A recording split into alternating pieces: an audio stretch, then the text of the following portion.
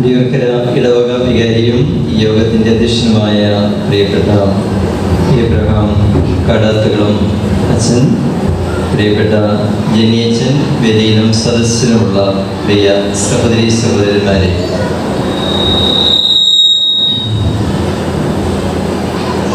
ഇടവക ദിനാഘോഷങ്ങളിൽ പങ്കെടുക്കുന്നത്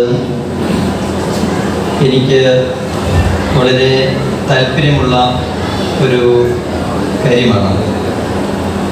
അല്പം മുമ്പ് വടക്കേക്കര ഇടവകയിലെ ദിനാചരണങ്ങളിൽ ആദ്യ ഭാഗം കൂടിയിട്ടാണ് നിങ്ങളുടെ ഇടവകയിൽ രണ്ടാം ഭാഗം എന്ന വിധം ഇങ്ങനെ ഔദ്യോഗികമായ മീറ്റിങ്ങിൽ സംബന്ധിക്കാനായിട്ട് ഞാൻ എത്തിയിരിക്കുന്നത്. ഇടവക ദിനാചരണങ്ങളിൽ താല്പര്യപൂർവ്വം ഞാൻ പങ്കെടുക്കുന്നതിൻ്റെ കാരണം, ഒരു ഇടവക വൈദികനായി ശുശ്രൂഷ ചെയ്യാൻ ഞാൻ ചെറുപ്പം മുതലേ ആഗ്രഹിച്ചു. ആ ആഗ്രഹവും ആ സ്വപ്നവും പൂർത്തിയായതിൻ്റെ വലിയ സന്തോഷത്തിൻ്റെ ഭാഗമായിട്ടാണ് ഇന്നെനിക്ക് സ്വതന്ത്രമായിട്ട് ഒരു ഇടവകയില്ല. അതിൻ്റെ ദുഃഖമുണ്ട്. എങ്കിലും ആ കുറവ് പരിഹരിക്കാനായിട്ട് ക്ഷണിക്കപ്പെടുന്ന ഇടവകകളിൽ ഇടവക ദിനാഘോഷങ്ങൾക്കും ഇടവകയിലെ മറ്റു പരിപാടികൾക്കൊക്കെയായി പോവുകയും ദൈവജനവുമായി ബന്ധപ്പെട്ട് നിൽക്കാനായിട്ട് പരിശ്രമിക്കുകയും ചെയ്യുമ്പോൾ എൻ്റെ ചെറുപ്പത്തിലുണ്ടായിരുന്ന ആ ആഗ്രഹത്തിൻ്റെ പൂർത്തീകരണം നടക്കുന്നു എന്നൊരു ഫീലിംഗാണ് എനിക്കുള്ളത്. അതുകൊണ്ട് തന്നെ ഞാൻ ഈ പരിപാടികൾക്കായിട്ട് പോകുമ്പോൾ എല്ലാ ഇടവകയിലും ആരെങ്കിലും ഒരാളായിട്ട് അല്ലെ ഒരു കുടുംബവുമായിട്ട് കൂട്ടുകൂടാറുണ്ട്. അങ്ങനെ അനേകം ഇടവകളിൽ നിന്ന് എല്ലാവരെയും പരിചയപ്പെടാൻ പറ്റില്ലെങ്കിലും ഏതെങ്കിലും ഒരു കുടുംബവുമായി സൗഹൃദം പെടുമ്പോൾ അനേകം ഇടവകളിൽ നിന്നുള്ള ഒരു കൂട്ടായ്മയായിട്ട് എനിക്കൊരു ചെറിയ ഇടവകയുണ്ടെന്നുള്ളൊരു ഫീലാണ് തോന്നുന്നത്. ഇന്നിവിടെ കൂട്ടുകൂടാനായിട്ട് ഞാൻ ആഗ്രഹിക്കുന്നത് എനിക്ക് ബൊക്കെ തന്ന ആൻഡ്രിയയുടെ കുടുംബത്തോടാണ്. അവളുടെ പേരൻസ് എവിടെ ഉണ്ടോ ഇല്ലയോ എന്ന് എനിക്ക് അറിഞ്ഞുകൂടാ. എങ്കിലും ഏതെങ്കിലും സാഹചര്യത്തിൽ പരിചയപ്പെടാനായിട്ട് ഇടവരുന്നത് എനിക്ക് ആ വിധത്തിൽ സന്തോഷമുള്ളൊരു കാര്യമാണ്. പ്രിയപ്പെട്ട കാടാത്തുകുളം അച്ഛൻ, ഞാൻ അച്ഛനോട് ചുരുങ്ങിയ സംഭാഷണം നടത്തിയതിൻ്റെ വെളിച്ചത്തിൽ ഒരു 70 വയസ്സെടുത്ത് പ്രായമുള്ളയാളാണെന്നാണ് ഞാൻ മനസ്സിലാക്കുന്നത്. അപ്പോൾ ഈ പ്രായത്തിനിടയിൽ അച്ഛൻ ശുശ്രൂഷ ചെയ്ത ഇടവകളൊക്കെ അദ്ദേഹത്തിന് പ്രദാനം ചെയ്തിട്ടുള്ള സന്തോഷകരമായ അനുഭവങ്ങളെ പറ്റിയുള്ള ഓർമ്മകൾ മനസ്സിൽ സൂക്ഷിക്കുന്ന ഒരു ജ്യേഷ്ഠ സഹോദരനായിട്ട് ഞാൻ കാണുകയാണ്. അതുപോലെ പൗരോഹിത്യ ശുശ്രൂഷയിൽ താല്പര്യപൂർവ്വം വളർന്നു വന്നുകൊണ്ടിരിക്കുന്ന ജനീശനും ഇടവക ശുശ്രൂഷകളിൽ വ്യാപരിക്കുക എന്നുള്ളത് വളരെ ഹൃദയ സന്തോഷം പ്രദാനം ചെയ്യുന്നൊരു കാര്യമാണ്. കാരണം അത് കുടുംബങ്ങളുമായിട്ട് ബന്ധപ്പെടാനായിട്ട് വൈദികരെ സഹായിക്കുന്ന ഒരു സംഗതിയാണ്. ഇന്നിവിടെ ഏതാനും കുടുംബങ്ങളിൽ വിവാഹത്തിൻ്റെ 25ഉം 50ഉം വർഷങ്ങൾ പൂർത്തിയാക്കുന്ന ദമ്പതികളെ ആദരിക്കുന്നുണ്ട്. വടക്കേക്കര പള്ളിയിലും ഒരു 6-7 ഗണം ദമ്പതികളെ ആ വിധത്തിൽ ആദരിച്ചിട്ടാണ് ഞാൻ ഇവിടേക്ക് വന്നത്. ഇവിടെ അതിലും കൂടുതൽ സംഖ്യയുണ്ട് എന്ന് അച്ഛൻ പറഞ്ഞു. ഈ കുടുംബത്തെ ഞാൻ ഏറ്റവും കൂടുതൽ ഇഷ്ടപ്പെടാനായിട്ട് കാരണം ഞാൻ വളർന്ന കുടുംബം തന്നെയാണ്. എൻ്റെ ചാച്ചന് ഇപ്പോഴും ആരോഗ്യവാനായിട്ട് ജീവിച്ചിരിക്കുന്നു. 101 വയസ്സ് പ്രായമുണ്ട്. എൻ്റെ അമ്മച്ചി മരിച്ചിട്ട് 11 വർഷമേ ആയിട്ടുള്ളൂ. അപ്പം അമ്മയും ചാച്ചനും ഒക്കെ ആയിട്ട് ഞങ്ങളിങ്ങനെ സംസാരിക്കുമ്പോൾ ഒരു തവണ ഞാൻ അവരോട് ചോദിച്ചു, എങ്ങനെയാണ് നിങ്ങളുടെ കല്യാണം നടന്നത്? അതൊരു കുസൃതി ചോദ്യമായിരുന്നെങ്കിലും അമ്മ അതിന് നൽകിയ മറുപടിയിൽ ദൈവപരിപാലനയുടെ വഴികൾ ഞാൻ കാണുകയാണ്. അമ്മയുടെ വീട് പാലായിൽ ഇടമറ്റത്തായിരുന്നു, വൈഗ പ്രദേശത്താണ്. അമ്മയ്ക്ക് 8 വയസ്സ് പ്രായമുള്ളപ്പോൾ ഒരു തളർവാദം വന്ന് മരണത്തോട് അടുത്തു. അന്നത്തെ കാലത്ത് 8 വയസ്സൊക്കെ പ്രായമുള്ളപ്പോൾ തന്നെ മാതാപിതാക്കൾ അറിഞ്ഞ് മക്കൾക്ക് വിവാഹാലോചനകളൊക്കെ തുടങ്ങുമായിരുന്നു. അമ്മയ്ക്ക് ഏതാണ്ട് ആ പ്രായമായപ്പോൾ തന്നെ ഒരു വിവാഹം ഒരു കുടുംബത്തിലെ ഒരാളുമായിട്ട് ഏകദേശം പറഞ്ഞു വെച്ചു. എന്നിട്ട് അമ്മയുടെ കുടുംബം അമ്മയ്ക്ക് 8 വയസ്സുള്ളപ്പോൾ മലബാറിലേക്ക്, തിരുവമ്പാടി പ്രദേശത്തേക്ക് കുടിയേറിപ്പോയി. 12 വർഷം കഴിഞ്ഞ് അമ്മയ്ക്ക് 20 വയസ്സ് പ്രായമായപ്പോൾ അമ്മയെ മുൻകൂർ നിശ്ചയിച്ച ആളുമായി വിവാഹം ചെയ്യുന്നതിന് വേണ്ടി അമ്മയുടെ വല്യപ്പൻ നാട്ടിലേക്ക് കൂട്ടിക്കൊണ്ടുവന്നു. അപ്പോൾ ഇവിടെ വന്നപ്പോൾ മുൻ നിശ്ചയപ്രകാരമുള്ള വിവാഹത്തിൽ നിന്ന് ആ കുടുംബം പിൻവാങ്ങി. കാരണം 8-ാം വയസ്സിൽ തളർവാദം പിടിപെട്ട ഒരാളാണെന്ന് അറിഞ്ഞതുകൊണ്ട് ആ ജീവിതം ഇനി അധികം നാൾ നീണ്ടു നിൽക്കാൻ സാധ്യതയില്ല എന്ന് മനസ്സിലാക്കിക്കൊണ്ടാവണം അവർ പിൻവാങ്ങി. പക്ഷെ അമ്മയുടെ വല്യപ്പൻ വലിയ നിശ്ചയദാർഢ്യമുള്ള ആളായിരുന്നു. ആൾ പറഞ്ഞു, ഞാൻ മലബാറിൽ നിന്ന് കൊച്ചിൻ്റെ വിവാഹം നടത്താനായിട്ടാണ് ഇവിടെ വന്നതെങ്കിൽ അത് നടത്തിയിട്ടേ തിരികെ പോവുകയുള്ളൂ. അങ്ങനെ വളരെ പെട്ടെന്ന് ആലോചിച്ച് കണ്ടെത്തിയ ചെറുക്കനാണ് എൻ്റെ ചാച്ചൻ. അപ്പം അമ്മയോട് ഞങ്ങൾ വീണ്ടും കുസൃതി ചോദിക്കും, അമ്മയ്ക്ക് ചാച്ചനെ ഇഷ്ടപ്പെട്ടായിരുന്നു? എൻ്റെ ഒരു മറുപടിയൊക്കെ ഞെരങ്ങി മൂളിയാണ് പറഞ്ഞത്. ഒത്തുകല്യാണത്തിനാണ് ആദ്യം കാണുന്നത്. പക്ഷേ ആ ദമ്പതികളുടെ, ചാച്ചൻ്റെയും അമ്മയുടെയും ജീവിതം 60-65 വർഷക്കാലം നീണ്ടു നിന്നതിന് ശേഷമാണ് അമ്മ മരിക്കുന്നത്. ഇപ്പം ചാച്ചന് ഹെർണിയയുടെ ഓപ്പറേഷൻ കാരിത്താസ് ആശുപത്രിയിൽ 2010 ചാച്ചന് 86 വയസ്സ്, 55-56 വയസ്സ് പ്രായമുള്ളപ്പോഴാണ് ആ ഓപ്പറേഷൻ നിശ്ചയിച്ചത്. അപ്പം ഞങ്ങൾക്ക് ഒരല്പം ആശങ്കയുണ്ടായിരുന്നു, ഈ പ്രായത്തിൽ ഒരു ഓപ്പറേഷൻ. അവിടെ ഡോക്ടർ ബോബി അതിനെ സമ്മതിച്ചു. ആ ഓപ്പറേഷൻ നടന്നു. ഓപ്പറേഷൻ നടന്ന ICUയിൽ ചാച്ചൻ കിടക്കുമ്പോൾ ആദ്യത്തെ ദിവസം 2 പേർക്ക് കാണാനായിട്ട് അകത്ത് കയറാം. അപ്പം ഞങ്ങൾ കുടുംബാംഗങ്ങൾ തീരുമാനിച്ചിട്ട് അച്ഛനെന്ന നിലയിൽ എന്നെയും പിന്നെ അമ്മയെയും കാണാനായിട്ട് കയറ്റി. ആദ്യം ഞാനാണ് കയറിയത്. ഞാനകത്ത് കയറി ചാച്ചന് ഈ മെഡിക്കൽ സെഡേഷനൊക്കെ കിട്ടിക്കിടക്കായതുകൊണ്ടായിരിക്കും എന്നോട് വളരെ വിഷമത്തോടെ പറഞ്ഞു, എൻ്റെ മോനെ ഞാൻ പോവുകയാണ്. ചാച്ചന് മരണത്തോട് അടുത്തു എന്ന് മനസ്സിലാക്കി അവസാന വാക്കുകളൊക്കെയാണെന്ന് ഓർത്ത് ഹൃദയവേദനയോടെയാണ് ഞാൻ ഇറങ്ങി വന്നത്. ഏതാണ്ട് കരഞ്ഞ ഭാവത്തിലാണ്. അടുത്ത ഊഴം അമ്മയുടേതാണ്. അമ്മയകത്ത് കയറി ചാച്ചനെ കണ്ട ശേഷം ചിരിച്ചുകൊണ്ടാണ് ഇറങ്ങി വന്നത്. ഞാൻ അമ്മയോട് ചോദിച്ചു, അമ്മേ ഞാൻ ചെന്നപ്പം ചാച്ചൻ മരിക്കുകയാണ്, ഇപ്പോൾ പോകുന്നതൊക്കെ പറഞ്ഞ് എനിക്ക് വലിയ സങ്കടമായിരുന്നു. അമ്മ എന്നായി ചിരിച്ചുകൊണ്ട് ഇറങ്ങി വരുന്നത്. അപ്പം അമ്മ പറഞ്ഞു, ചാച്ചന് അവിടെയുള്ള ICUയിലുള്ള നേഴ്സുമാരോട് പറയുകയാണ്, ഇവിടെ ഞാൻ കല്യാണം കഴിച്ചിട്ട് 60 വർഷമായി. ഈ 60 വർഷത്തിനിടയിൽ ഒരു ദിവസം പോലും പിണങ്ങിയിട്ടില്ല. എനിക്കെൻ്റെ കാര്യം അറിയത്തുള്ളൂ എന്ന് പറഞ്ഞ് ഒരു രീതിയിൽ അമ്മ പ്രതികരിച്ചു. അതിനകത്ത് രണ്ടിലും വസ്തുതയുണ്ടെന്ന് നമുക്കറിയാം. കുടുംബത്തിലുള്ളവർ, മാതാപിതാക്കൾ ഏതെങ്കിലുമൊക്കെ കാരണത്താൽ ആശയപരമായി പൊരുത്തക്കേടുകളില്ലാത്തവരാണെന്നോ പിണങ്ങാത്തവരാണെന്നോ എന്നൊരർത്ഥമില്ല. പക്ഷെ ഈ പൊരുത്തക്കേടുകൾക്കിടയിലും ഈ പിണക്കത്തിനിടയിലും ഐക്യപ്പെട്ടിരിക്കാനായിട്ട് കഴിയുന്ന വിശുദ്ധമായ ഒരു കാഴ്ചപ്പാടാണ് ദമ്പതികൾക്കുള്ളത്. അതാണ് 25ഉം 50ഉം വർഷങ്ങൾ കുടുംബജീവിതം നയിച്ചവരെ പറ്റിയുള്ള നമ്മുടെ നല്ല അനുസ്മരണങ്ങൾ. ഇത്രയും ദീർഘകാലം വിഷമതകളൊക്കെ ഉണ്ടെങ്കിലും അവർക്ക് ഒരുമിച്ചായിരിക്കാനായിട്ട് കഴിയുന്നു.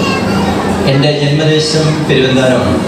ഞാൻ കഴിഞ്ഞ ദിവസം ഒരു കുർബാനയ്ക്കായിട്ട് പെരുവന്താനം പള്ളിയിലേക്ക് പോകുന്ന വഴി പള്ളിയിലേക്കുള്ള ഒരു 1 കിലോമീറ്ററോളം ദൂരം ഒരു ചെറുപ്പക്കാരിയെ ഒരു വീട്ടിൽ ഒരു 50 വയസ്സ് പ്രായം കാണും. പള്ളിയിലേക്ക് പോയപ്പോൾ എനിക്ക് മനസ്സിലായി കുർബാനയ്ക്കായിട്ട് പോകുന്നതാണ്. ഞാൻ കാറ് നിർത്തി എൻ്റെ കാറിൽ കയറ്റി പള്ളിയിലേക്ക് കൊണ്ടുപോയി. പോകുന്ന വഴി പരിചയപ്പെട്ടപ്പോൾ എൻ്റെ കൂടെ സ്കൂളിൽ പഠിച്ച ഒരാളുടെ അനുജൻ്റെ വൈഫാണ്. അപ്പോൾ ആളൊരു മദ്യപാനിയാണ് എന്ന് എനിക്കറിയാം.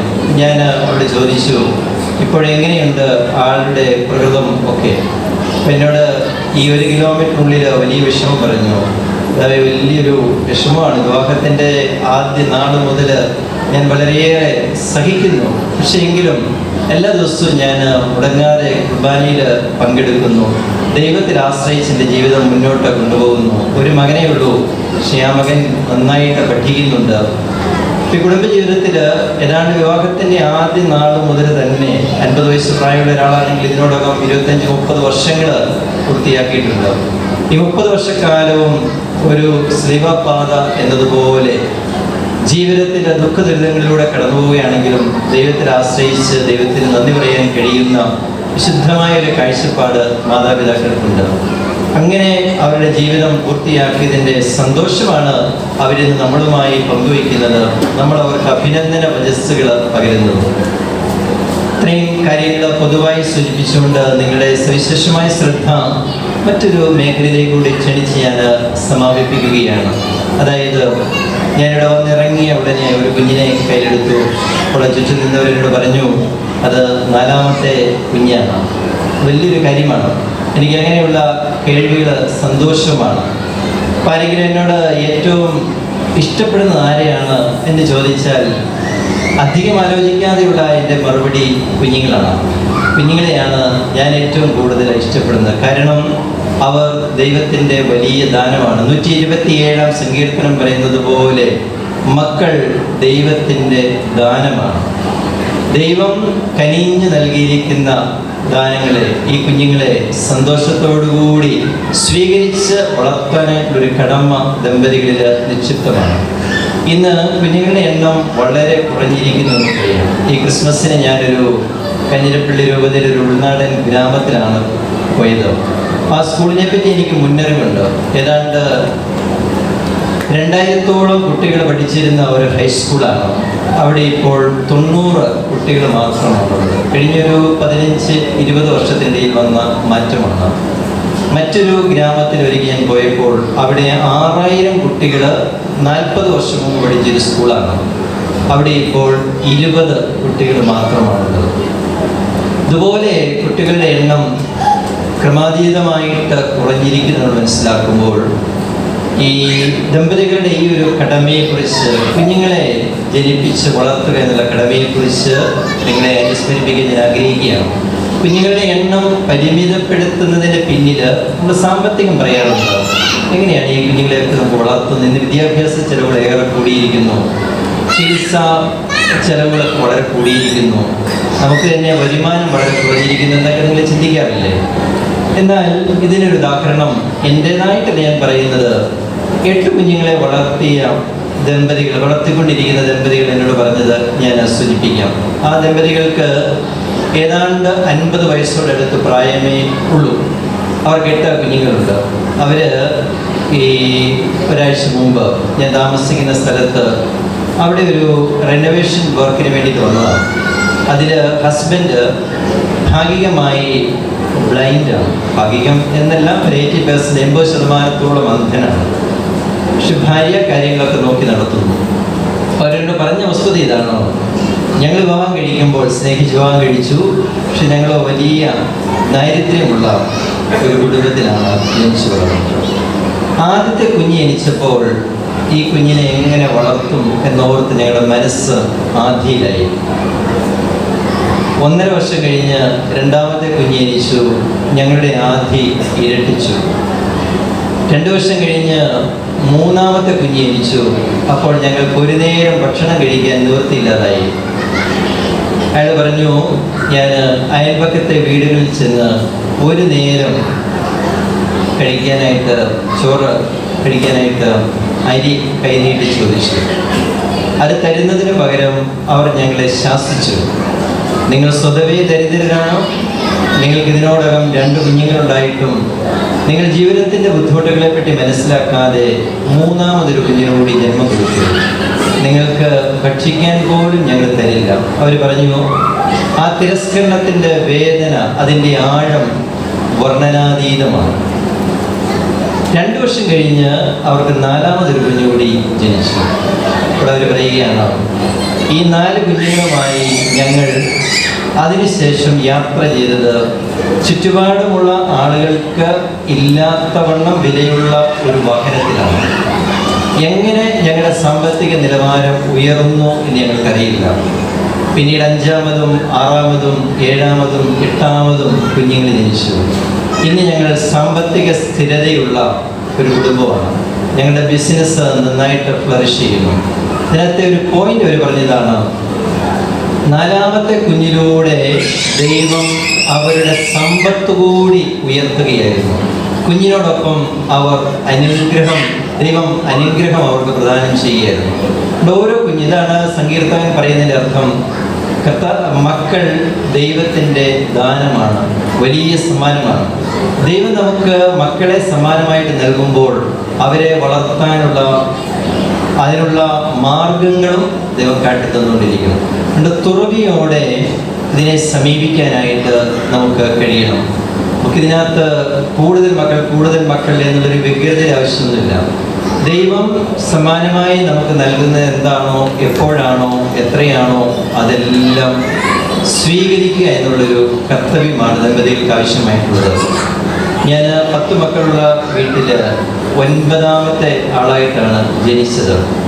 സമീപകാലം വരെ ഞങ്ങളുടെ വീട്ടിലെ മക്കളുടെ എണ്ണം പറഞ്ഞിരുന്നത് 9 എന്നാണ്. ഞാൻ ഈ 2022 അമേരിക്കയിൽ ഒരു സന്ദർശനത്തിന് പോയപ്പോൾ എൻ്റെ ജ്യേഷ്ഠൻ ഒരച്ഛനുണ്ട്, കടാത്തുള്ള അച്ഛൻ്റെ ജൂനിയറായിട്ട് പഠിച്ചതാണ്. അദ്ദേഹത്തിൻ്റെ പള്ളിയിൽ ഞാൻ പ്രസംഗിക്കുമ്പോൾ അവരോട് പറഞ്ഞു, 9 മക്കളുടെ വീട്ടിലെ അംഗമാണ്, 8ാമത്തെ ആളാണ് ഞാൻ. അപ്പം അത് പ്രസംഗം കഴിഞ്ഞ് അത് കേട്ട ചേട്ടൻ എന്നോട് പറഞ്ഞു, ഇനി അങ്ങനെ പറയരുത്, ഞാനിവിടെ 10 എന്നാണ് പറഞ്ഞിരിക്കുന്നത്. എൻ്റെ കാരണം വളരെ ലളിതമാണ്, എനിക്കത് പെട്ടെന്ന് മനസ്സിലായി. ഞങ്ങളുടെ അമ്മ ആദ്യം പ്രസവിച്ച കുഞ്ഞ് 2 ആഴ്ച കഴിഞ്ഞ് മരിച്ചുപോയി. പക്ഷെ ആ കുഞ്ഞിനെ എന്തുകൊണ്ടോ വർഷങ്ങളായിട്ട് അന്ന് മുതൽ എണ്ണത്തിലപ്പെടുത്തിയിരുന്നില്ല. പിന്നീട് ജനിച്ച കുഞ്ഞിനെയാണ് ആദ്യത്തെ ആളായിട്ട് എണ്ണിയിരുന്നത്. അങ്ങനെ ഞങ്ങൾ എപ്പോഴും 9 മക്കളെന്ന് പറഞ്ഞിരുന്നു. പക്ഷെ ജ്യേഷ്ഠൻ ആ ഒരു ചിന്ത നൽകിയത് മുതൽ ഞാൻ ചിന്തിക്കുന്നു, എന്തുകൊണ്ട് ഞങ്ങൾ എണ്ണിയിരുന്നില്ല എന്ന് ചോദിച്ചാൽ ഞങ്ങളുടെ ഭാഗത്തുനിന്ന് വന്ന വീഴ്ച മാത്രമേ ഉള്ളൂ.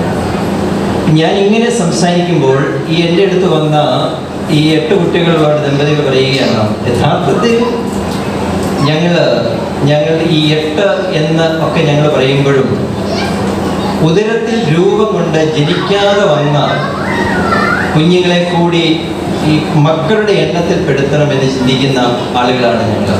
എത്രയോ വിശുദ്ധമായ ഒരു കാഴ്ചപ്പാടാണ്. അങ്ങനെ ദൈവം ദാനമായി നൽകുന്ന മക്കളെ സന്തോഷത്തോടുകൂടി സ്വീകരിച്ച് വളർത്താൻ ഏറെ ക്ലേശങ്ങൾ ആവശ്യമുണ്ടെന്നറിയാം. ഇവിടെ ധാരാളം കുഞ്ഞുങ്ങളെ കാണുന്നത് എത്രയോ സന്തോഷമുള്ളൊരു കാര്യമാണ്. ആ കുഞ്ഞുങ്ങളെ എല്ലാം സന്തോഷത്തോടെ സ്വീകരിച്ച് വളർത്തി മനുഷ്യ സമൂഹത്തിൻ്റെ നിലനിൽപ്പിന് നമ്മൾ കാരണക്കാരായിട്ട് തീരണം. കുഞ്ഞുങ്ങളുടെ എണ്ണം അതുപോലെ കുറയുന്നത് ഭീതിജനകമാണ്. അതേക്കുറിച്ചുള്ള നല്ലൊരു അവബോധം നമുക്ക് ഉണ്ടാവണം. കുഞ്ഞുങ്ങളെ നമ്മൾ സ്നേഹിക്കണം. ഞാൻ ഏത് സ്ഥലങ്ങളിൽ ചെന്നാലും വളരെ സന്തോഷത്തോടുകൂടിയാണ് ഈ മാതാപിതാക്കളുടെ കഷ്ടപ്പാടാണെങ്കിൽ തന്നെയും നിരീക്ഷിക്കാറുള്ളത്. അവരുടെ മുഖത്ത് മടുപ്പിൻ്റെയോ അരിശത്തിൻ്റെയോ കോപത്തിൻ്റെയോ നൈരാശ്യത്തിൻ്റെയോ ഒന്നും ഭാവമില്ലാതെ ത്യാഗപൂർവം ഈ കുഞ്ഞുങ്ങളെ വളർത്തുന്നു. അത് വലിയ ദൈവകൃപയാണ്. അതുകൊണ്ട് തന്നെ ചില സ്ഥലങ്ങളിലൊക്കെ ചെല്ലുമ്പോൾ ഞാൻ ഒരിക്കലൊരു 6 മാസം പ്രായമുള്ള ഒരു കുഞ്ഞിനെ കയ്യിലെടുത്തപ്പോൾ ആരോട് ചോദിച്ചു, ഇത്രയും കൊച്ചു പിള്ളേരെയൊക്കെ ഇതാവ് കയ്യിലെടുക്കുമോ? ഞാൻ പറഞ്ഞു, ഇതിനും കുറച്ച് 3 മണിക്കൂറായ കുഞ്ഞിനെ ഞാൻ കയ്യിലെടുത്തിട്ടുണ്ട്. അതിൻ്റെ കാരണം ഞാനിവിടെ പാലായിൽ ഒരു കാർമൽ ഹോസ്പിറ്റലിൽ ഒരുക്കി ചെന്നപ്പോൾ ഞാൻ അങ്ങോട്ട് കയറി ചെല്ലുന്നുണ്ട്. എന്നെ സ്കൂളിൽ പഠിപ്പിച്ചു ഒരു ടീച്ചർ ഓടി വന്നു, എന്താണ് ഇതിലെ? ഞാൻ ഇവിടെ ഒരു രോഗിയെ കാണാൻ വേണ്ടി വന്നതാണ്. എൻ്റെ മോൾ ഇവിടെ പ്രസവിച്ച് കിടപ്പുണ്ട്, മുറിയിലൊന്നും വരാമോ? റൂമിൽ നിന്ന് കൊണ്ടുവന്നേ ഉള്ളൂ. 3 മണിക്കൂർ നേരമേ ആയിട്ടുള്ളൂ. അപ്പോൾ ആ കുഞ്ഞിനെ കയ്യിലെടുത്ത് കഴിഞ്ഞപ്പോൾ അവർക്ക് സന്തോഷമായി, എനിക്കും വലിയൊരു സന്തോഷമായി. എത്രയോ വലിയൊരു മിറക്കിളാണ്, ഒരു അത്ഭുതമാണ് ഓരോ കുഞ്ഞിനെയും കാണുന്നത്. അപ്പോൾ ജനിച്ചു വീഴുന്ന കുഞ്ഞ് തന്നെയാണ് അമ്മയുടെ ഉദരത്തിലുള്ളത് എന്ന് നമുക്ക് ഓർക്കാനായിട്ടും അതിൻ്റെ ആരംഭ നിമിഷം മുതൽ, ഗർഭധാരണത്തിൻ്റെ ആദ്യ നിമിഷം മുതൽ ജീവനാണെന്ന് ഓർക്കാനും പരിഗണിക്കാനുമുള്ള കാഴ്ചപ്പാട് നമുക്കുണ്ടാവണം. അങ്ങനെ ജീവനെക്കുറിച്ചുള്ള നല്ല കാഴ്ചപ്പാടുകൾ സൂക്ഷിച്ചുകൊണ്ട് മക്കളെ സ്നേഹിച്ച് വളർത്തുന്ന ദമ്പതികളായിട്ട് തീരാൻ നിങ്ങൾക്ക് എല്ലാവർക്കും കഴിയട്ടെ എന്ന് ഞാൻ ആശംസിക്കുകയും പ്രാർത്ഥിക്കുകയുമാണ്. ഈ ഇടവകയ്ക്ക് വളരെ സമൃദ്ധമായ നേതൃത്വം നൽകിക്കൊണ്ടിരിക്കുന്ന, പക്ഷെ നിങ്ങളുടെ സമൂഹത്തെ നോക്കുന്നത് തന്നെ വലിയൊരു സന്തോഷമാണ്. വളരെ ഡിസിപ്ലിൻഡ് ആയിട്ടിരിക്കുന്ന ഒരു സമൂഹത്തെ ഞാൻ കാണുന്നു. ഞാൻ ഈ റിപ്പോർട്ട് വായനയുടെ സമയത്തൊക്കെ ശ്രദ്ധിക്കുകയായിരുന്നു. സാധാരണ ഇങ്ങനെയുള്ള മീറ്റിങ്ങൊക്കെ ചെല്ലുമ്പോൾ എല്ലാവരും അശ്രദ്ധയോടെ ശ്രമിക്കുന്ന ഒരു മേഖലയാണ് റിപ്പോർട്ട് വായനയൊക്കെ. റിപ്പോർട്ടായികളുടെ കുഞ്ഞുങ്ങളുടെ ഇതുവരെ കണ്ട കലാപരിപാടികൾ. ഞാനിവിടെ വന്നപ്പോൾ അവിടെ ബറാബാസ് എന്നുള്ള ഒരു വചന അതിൻ്റെ ഒരു അവതരണം ബൈബിൾ ദൃശ്യാവതരണം നടക്കുകയായിരുന്നു. അപ്പോൾ ആ കുഞ്ഞുങ്ങളുടെ കണ്ണുകളിലേക്ക് ഞാൻ നോക്കിയപ്പോൾ കണ്ടു എത്രയോ ഭാവാത്മകമായിട്ട് അവരത് അവതരിപ്പിക്കുന്നു. പിന്നീടുള്ള പ്രേ ഡാൻസ് ഉണ്ട്. അപ്പോൾ അതുകൊണ്ട് ഈ കുഞ്ഞുങ്ങളുടെ വളർച്ചയിൽ ഇടവക ദിനാഘോഷങ്ങളിൽ പുറത്തു നിന്നുള്ള കലാപരിപാടികളല്ല, ഇവിടെയുള്ള നമ്മുടെ കുഞ്ഞുങ്ങളെ തന്നെ കലാപരിപാടികളൊക്കെ അവതരിപ്പിച്ചുകൊണ്ട് അവരെ വളർത്താനായിട്ട് നിങ്ങൾ നടത്തുന്ന പ്രയത്നങ്ങൾ, അതിന് നേതൃത്വം കൊടുക്കുന്ന അച്ഛന്മാരുടെ താല്പര്യത്തെയും അതിനോട് സഹകരിക്കുന്ന ധാരാളം സന്യാസിനി സമൂഹങ്ങളുണ്ടെന്ന് അറിയുന്നു. അവർ ഇടവക കമ്മിറ്റി പ്രവർത്തകർ, മതാധ്യാപകർ, നിങ്ങളെല്ലാവരെയും ഹാർദമായിട്ട് അഭിനന്ദിച്ചുകൊണ്ട് ഈ ഇടവക ദിനാചരണത്തിലെല്ലാം മംഗളങ്ങളും നേർന്നുകൊണ്ട് 2025 മുടിയൂർക്കര തിരുക്കുടുംബ ദേവാലയത്തിലെ ഇടവക ദിനാഘോഷങ്ങൾ ഔപചാരികമായിട്ട് ഉദ്ഘാടനം ചെയ്തതായിട്ട് അറിയിക്കുന്നു.